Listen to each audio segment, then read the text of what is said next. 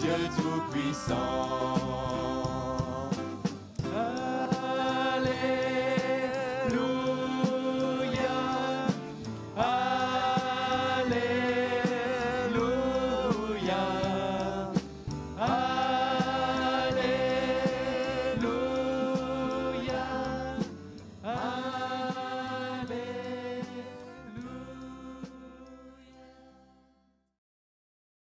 Frères et sœurs, chers amis, bonsoir. Nous allons partager ce soir la parole du Seigneur en faisant une lecture dans l'évangile de Luc au chapitre 12 et à partir du verset 16, c'est le Seigneur Jésus qui donne cette parabole. Il dit « Les terres d'un homme riche avaient beaucoup rapporté. Et il raisonnait en lui-même, disant « Que ferai-je, car je n'ai pas de place pour rentrer ma récolte. Voici, dit-il, ce que je ferai, j'abattrai mes greniers, j'en bâtirai de plus grands, j'y amasserai toute ma récolte et tous mes biens. Et je dirai à mon âme, t'as beaucoup de biens en réserve pour plusieurs années, repose-toi, mange, bois et réjouis-toi.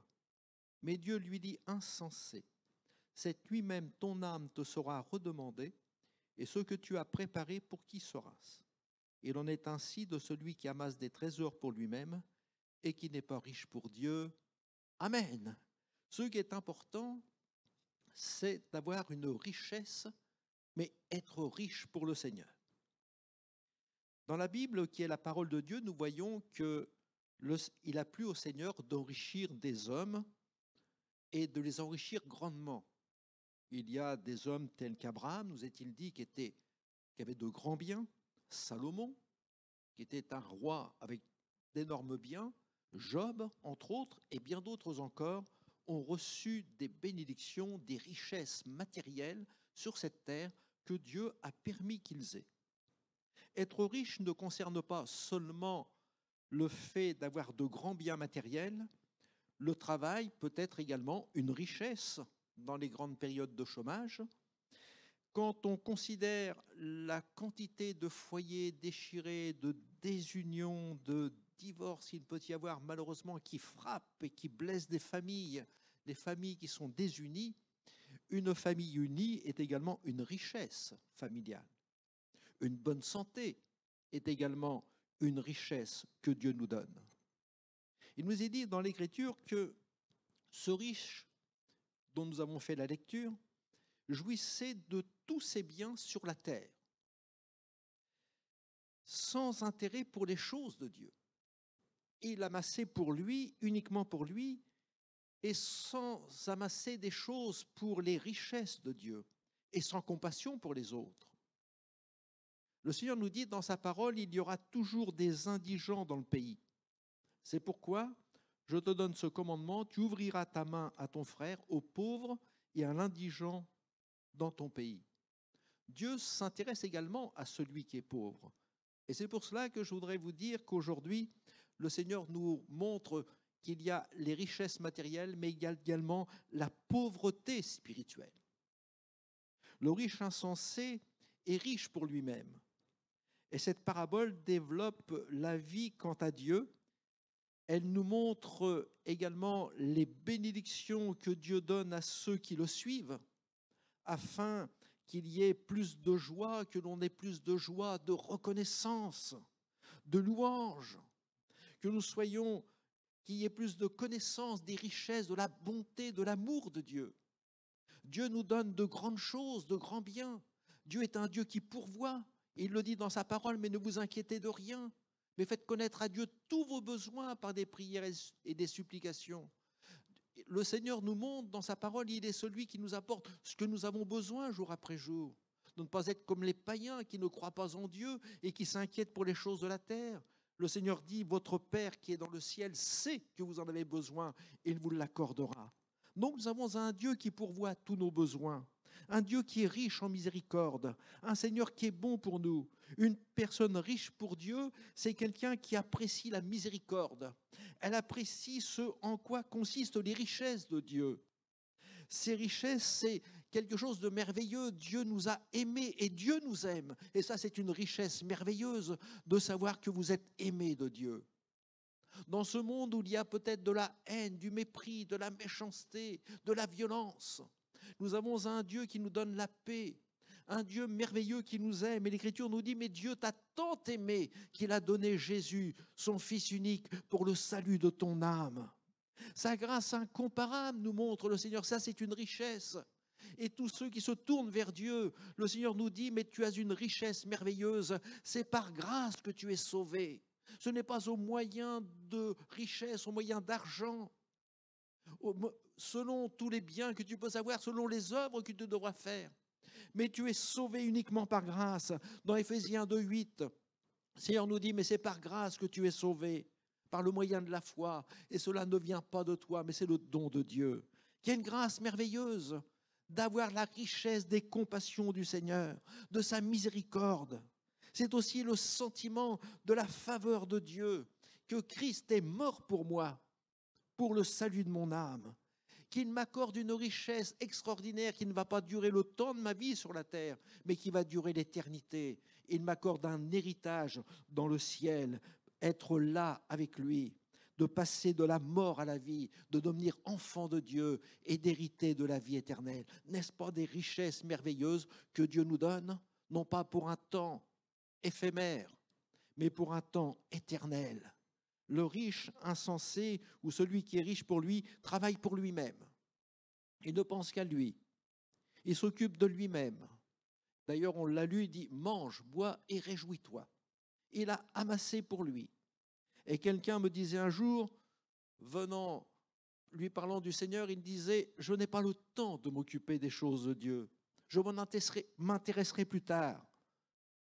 Mais le Seigneur dit à cet homme qui amasse et qui n'a pas le temps, qui travaille pour lui, qui s'agrandit des greniers, qui amasse des biens sur la terre et qui dit « mange, bois et réjouis-toi », Dieu lui dira « insensé, cette nuit même, ton âme te sera redemandée ». Les richesses de la terre, il faudra les laisser, mais les richesses spirituelles demeureront avec nous. Prenons le temps de nous retrouver devant le Seigneur. Prenons le temps de nous placer devant Dieu. Prenons le temps de saisir les grâces, les bienfaits et les bénédictions que le Seigneur veut nous donner et qu'il vous donne. C'est le salut, la vie éternelle. Ne soyons pas dans les illusions. N'ayons pas la crainte également dans notre cœur. La peur de manquer, de ne pas avoir assez, d'amasser toujours, de ne pas avoir assez. La peur de perdre tout. Si je donne mon cœur au Seigneur, y aura-t-il encore quelque chose pour moi qui restera? Le Seigneur rencontrera un jour un jeune homme et lui dira « tu as beaucoup de biens, tu as fait beaucoup de choses, mais ce que je te demande, c'est que tu vendes tout ce que tu as, donne-le aux pauvres, puis viens, suis-moi ». En d'autres termes, on pourrait dire, ce soir, le Seigneur pourrait vous dire « donne-moi ton cœur, laisse toutes ces choses, affectionne-toi aux choses d'en haut, pense à ton âme. Ne pense pas seulement à ton corps, pense à ton âme et saisis la vie éternelle. Pense à ton âme et recherche que ton nom soit inscrit dans le livre de vie et que tu vives après cette vie sur cette terre. Dieu veut te sauver, il veut t'accorder cette grâce. Alors peut-être quelqu'un vit dans l'illusion en disant « mais cela me suffit, je n'ai jamais rien fait de mal. Et je pense que lorsque je m'approcherai de Dieu, Dieu me recevra dans son ciel de gloire. » On ne vit pas d'illusion, de suffire à soi-même. Le Seigneur nous dit dans sa parole, il dit « parce que tu dis je suis riche, je me suis enrichi, je n'ai besoin de rien ». C'est sur le plan spirituel que Dieu parle. Dans Apocalypse 3:17. Et le Seigneur dit, mais tu dis ces choses-là, tu penses que tu n'as pas besoin de Dieu, mais tu as besoin du salut en Jésus-Christ, tu as besoin du Fils de Dieu qui est venu pour te chercher et te sauver, tu en as besoin. Tu as besoin de passer par la croix du calvaire, d'implorer le pardon de Dieu, de saisir le pardon qui est en Jésus-Christ, tu en as besoin. Et tu penses que tu n'as jamais rien fait de mal, mais tu es pécheur devant Dieu et tu as besoin de saisir la vie et la vie éternelle. Alors tu as dans ton cœur des pensées ainsi. Et le Seigneur pourrait te dire, mais mon ami, quelle est ta richesse? Pour quelqu'un, il dira, mais c'est mon travail, c'est mon mari, ce sont mes enfants, c'est ma famille, c'est ma maison, c'est ma santé. Quelle est ma richesse? Le Seigneur regarde à notre cœur et Dieu regarde à notre cœur. Et dans Apocalypse 3,17, il dit, tu ne sais pas. Combien c'est terrible lorsque le Seigneur me dit, mais tu ne sais pas que tu es malheureux. Tu ne sais pas que tu es misérable. Tu ne sais pas que tu es pauvre, que tu es aveugle, que tu es nu. Tu ne sais pas, tu ne réalises pas la misère de ton cœur. Et le Seigneur dit, voilà ce que je te conseille. Maintenant, en cet instant, je te conseille d'acheter de l'or éprouvé par le feu afin que tu deviennes riche. Ça, c'est la richesse de Dieu. Je te conseille d'acheter des vêtements blancs afin que tu sois vêtu et que la honte de ta nudité ne paraisse pas. Dieu nous dit ce qu'il désire, c'est que tes péchés soient pardonnés, que ton cœur soit purifié, que tu aies un vêtement blanc, c'est-à-dire que tu n'aies plus de faute, plus de souillure sur ton cœur, que tu aies une vie transformée. Et il dit, voilà, afin que tu sois revêtu, que la honte de ta nullité, de tes fautes, de tes péchés, de tes erreurs, de ce qui vient tourmenter ton âme, puisse disparaître. Il y a 3 choses que le Seigneur demande que l'on achète. Il dit, voilà ce que tu dois acheter. De l'or. C'est-à-dire, l'or nous parle toujours dans la parole de Dieu de la divinité. Mets Dieu en premier dans ta vie. Mets Dieu en premier dans ta vie. Le Seigneur nous donne les commandements et le premier des commandements, et il nous dit, tu aimeras le Seigneur ton Dieu de tout ton cœur, de toute ton âme, de toute ta force et de toute ta pensée. Mets Dieu en premier dans ta vie. Recherche la présence du Seigneur. Il y a ce jeune homme qui viendra vers le Seigneur et il dira, Seigneur, mais j'ai fait toutes ces choses durant ma jeunesse. Et le Seigneur lui dit, il nous a dit que Jésus le regarda et il l'aima. Il l'aima. Mais il va lui dire, il te manque une chose. Pour une seule chose, il va perdre la vie éternelle. Pensez à votre âme, il ne te manque qu'une chose. Dieu va lui dire, va, vends tout ce que tu as. Donne-le aux pauvres et tu auras un trésor dans le ciel. Puis viens et suis-moi. Combien il est important d'entendre la voix du Seigneur. Où le Seigneur nous dit, mais ce que j'attends de toi, c'est que tu t'attaches à Dieu et tu auras la paix dans ton cœur. Tu jouiras ainsi du bonheur. C'est Dieu qui le donne. De recevoir de sa bouche les instructions et de recevoir les paroles que Dieu nous donne. Et le Seigneur dit, voilà une deuxième chose que tu dois acheter, ce sont des vêtements blancs. C'est-à-dire, reçois le pardon de tes péchés. Le sang de Jésus, le Fils de Dieu, nous purifie de tout péché. Combien il est important que le Seigneur pardonne tous nos péchés. Nous sommes ennemis de Dieu par nos péchés. Et le Seigneur nous dit que le sang de Jésus nous purifie de tout péché. Combien il est important qu'il puisse y avoir une vie nouvelle en moi. Je puisse me repentir de mes péchés et que je sois baptisé au nom du Seigneur pour le pardon de mes péchés.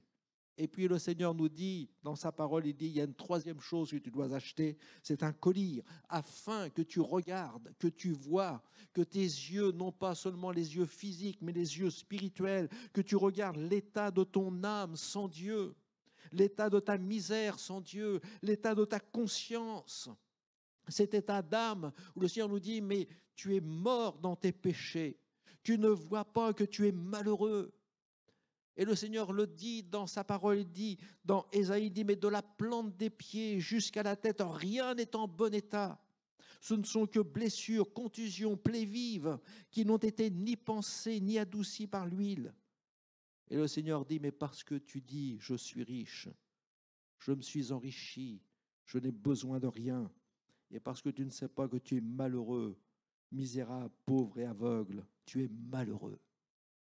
Dieu dit, tu ne sais pas que tu es malheureux.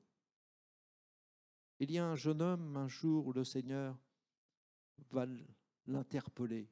Il était avec ses amis dans la réjouissance, en riant. Il entend une voix parler à son cœur et qui lui dit, es-tu heureux? Et il répondra, étant dans la joie avec ses amis, il répondra, oui, je suis heureux. Et quelque temps après, le soir étant venu, il se retrouve seul dans sa chambre. Et la même voix se fait entendre à son cœur. Et c'est Dieu qui parle à son cœur en lui disant les mêmes paroles. Es-tu heureux? Et là, dans la solitude, dans le secret de sa chambre, quand les bruits de réjouissance étaient éteints, il dit non, je ne suis pas heureux. Le Seigneur dit, tu ne sais pas que tu es malheureux. Soyez dans le silence et laissez Dieu parler à votre cœur. Lorsque vous êtes seul, lorsque la solitude vous saisit, lorsque vous êtes dans le secret de votre chambre, laissez Dieu parler à votre cœur. Et puissiez-vous ouvrir votre cœur en disant, est-ce que j'ai la richesse du bonheur, du vrai bonheur? Est-ce que je suis vraiment heureux? Le Seigneur dit, tu es malheureux, tu es misérable, tu es pauvre spirituellement, tu es un pauvre. Mais le Seigneur veut t'enrichir, veut te bénir et veut t'accorder sa grâce, son secours. Tu es riche pour toi, mais tu es pauvre pour Dieu. Et le Seigneur nous rappelle dans sa parole combien il veut nous bénir et nous secourir. Dieu parle, il s'adresse aux uns et aux autres. Il dit, mais tu vis cette vie-là. Tu dis, j'abattrai mes greniers, j'en bâtirai de plus grands, je verrai les choses plus tard. Mais Dieu s'adresse à un jeune homme dans l'Ecclésiaste, il dit, jeune homme, réjouis-toi dans ta jeunesse. Livre ton cœur à la joie pendant les jours de ta jeunesse. Marche dans les voies de ton cœur et selon les regards de tes yeux. Mais le Seigneur dit, mais sache que pour tout cela, Dieu t'appellera en jugement. Dieu t'appellera en jugement. Il y a un Seigneur merveilleux qui est venu dans ce monde pour vous rendre heureux, pour vous enrichir de sa présence. Nous sommes peut-être riches matériellement, mais le Seigneur dit spirituellement, tu es pauvre. Et le Seigneur Jésus est venu pour nous enrichir. Christ est venu dans ce monde pour le salut de nos âmes. Le Seigneur Jésus était riche, il s'est fait pauvre pour moi. Jésus n'a pas hésité à quitter tout ce qu'il avait dans son ciel de gloire.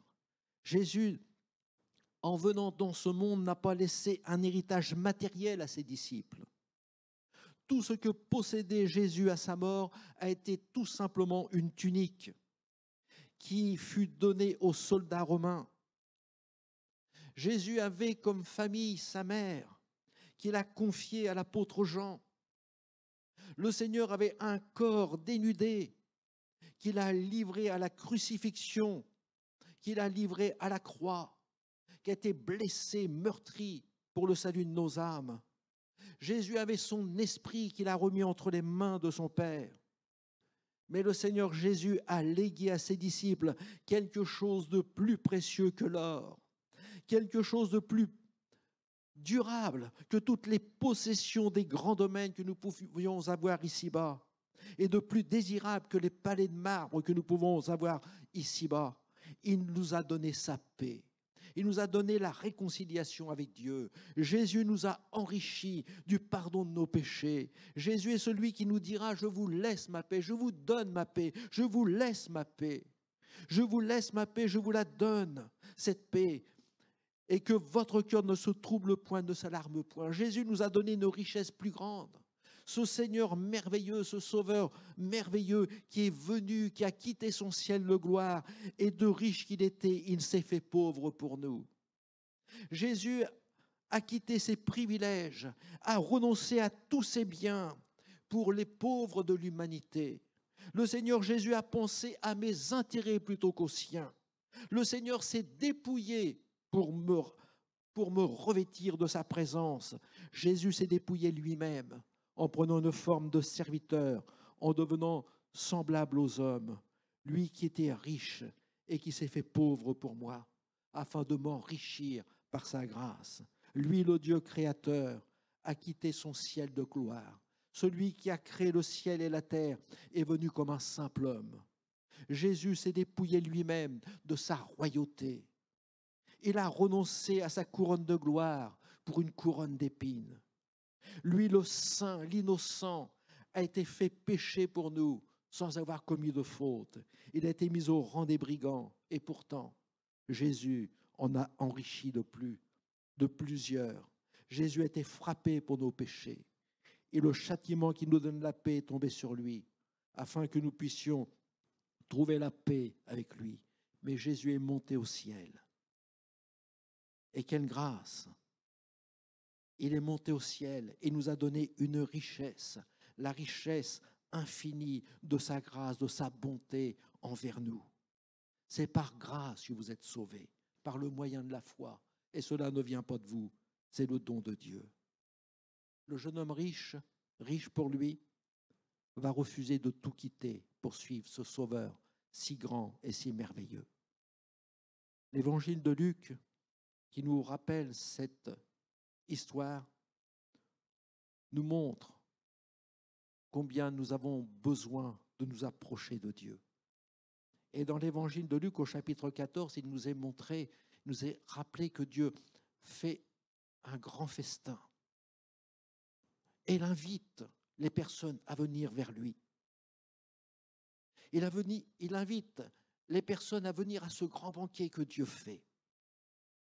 Et il dit bien, venez. Et je crois qu'aujourd'hui, c'est encore l'appel de Dieu qui dit, mais venez, venez à ma table, venez et mangez des mets succulents, de la bénédiction, des grâces, des miracles que Dieu fait, du salut que Dieu donne, du pardon qu'il nous accorde encore aujourd'hui. Et puis il y a ceux qui viennent et qui acceptent l'invitation du Seigneur. Et puis il y a ceux qui refusent l'invitation. Ceux qui refusent, ce ne sont pas les méchants. Ce ne sont pas de grands pécheurs. Ce ne sont pas des hommes au cœur méchant, rebelles, des meurtriers. Non, pas du tout. Ce sont ceux qui sont riches pour eux-mêmes. Ce ne sont pas leurs péchés qui leur ferment la porte du ciel, mais tout simplement un champ, des bœufs, une femme. L'un va dire, je ne peux pas venir, j'ai un champ, j'ai meilleur. Un autre dira, je viens de m'acheter une paire de bœufs, il faut que j'aille les essayer. Un autre dira, je viens de me marier, je ne peux pas. Et la porte du ciel se ferme pour eux, pour seulement un champ. Un champ. Ils refusent la vie éternelle pour un champ. Ils refusent de saisir les richesses de Dieu pour quelques bœufs, des biens qu'ils ont. Et un autre pour des liens familiaux. Mais quelle grâce pour tous les pauvres que nous sommes, pour tous ceux qui n'ont rien, pour tous ceux qui n'ont rien, ils s'approchent du Seigneur. Parce que nous réalisons que tout ce que nous pouvons avoir vient de Dieu. Et nous pouvons dire, Seigneur, tout vient de toi, et nous recevons de ta main ce que nous t'offrons. Alors, le Seigneur nous invite à nous approcher de Dieu, à saisir sa main, et de pouvoir dire, Seigneur, je ne veux pas venir demain, peut-être que demain ce sera trop tard. Le mauvais riche est dans un lieu de tourment aujourd'hui. Le pauvre Lazare est dans la présence de Dieu. Aujourd'hui, le Seigneur dit au brigand, à celui qui était pauvre pour Dieu, qui était chargé de péché, de culpabilité, qui était frappé à cause de ses péchés, de ses fautes, et qui mourait sur la croix du Calvaire, le Seigneur va lui donner une richesse merveilleuse. Il pardonne les péchés. Et il dira à cet homme, aujourd'hui, tu seras avec moi dans le paradis. Aujourd'hui, à celui qui se tourne vers Dieu, le Seigneur lui dit, tu vas recevoir une richesse. Dieu pardonne tes péchés. Dieu veut changer ta vie. Il veut transformer ta vie. Le Seigneur va te donner un héritage merveilleux qui ne pourra ni se flétrir dans l'éternité, un héritage qui demeurera pour la vie éternelle, l'héritage de la vie éternelle. Voulez-vous donner votre cœur au Seigneur? Voulez-vous être riche pour Dieu? Cessez d'être riche pour vous-même. Attachez-vous donc aux choses d'en haut et non à celles qui sont sur la terre, et donnez votre cœur au Seigneur. Laissez Dieu agir dans votre cœur. Regardez que Jésus s'est fait pauvre pour vous enrichir. Puissiez-vous lui dire au Seigneur, Seigneur, aujourd'hui, Je veux m'abandonner entre tes mains. Je reconnais ma misère, ma pauvreté, ma détresse, ma souffrance, mon malheur. Mais viens dans ma vie, Seigneur, et change mon cœur. Viens enrichir mon âme. Seigneur, rends-moi heureux. Mets la paix dans mon cœur. Voulez-vous que l'on se place devant le Seigneur et que l'on implore la grâce et l'amour de notre Sauveur? Seigneur, notre Père, tu es celui qui est venu dans ce monde pour nous sauver. Seigneur, tu es celui qui est venu dans ce monde pour attirer nos cœurs à toi. Seigneur, tu vois tous les malheureux de la terre et tu es celui, tu nous rappelles dans ta parole, tu étais affligé, tu étais ému de compassion devant toute cette foule qui était comme des brebis sans berger. Seigneur, tu as pleuré sur la souffrance des âmes, tu as pleuré sur la misère des uns et des autres, tu as étendu ta main pour guérir le malade, pour ouvrir les yeux de l'aveugle, pour purifier le lépreux. Seigneur, tu as eu de la compassion pour la veuve qui était dans la détresse et qui pleurait, tu as consolé le cœur de l'affligé. Seigneur, tu es venu nous enrichir dans ta présence et tu rends nos âmes heureuses. Seigneur, nous te prions dans ta grâce, si ce soir encore quelqu'un a besoin de toi, qui dit oui Seigneur, je suis malheureux au fond de mon être, je suis bien pauvre, bien misérable et j'ai besoin de ton secours. Seigneur, étends ta main et agis dans ta grâce pour secourir, pour sauver, pour consoler, pour apaiser le cœur et donner la paix. Seigneur, que ta grâce soit sur chacun. Amen. Alléluia, Jésus. Merci pour la croix, Seigneur.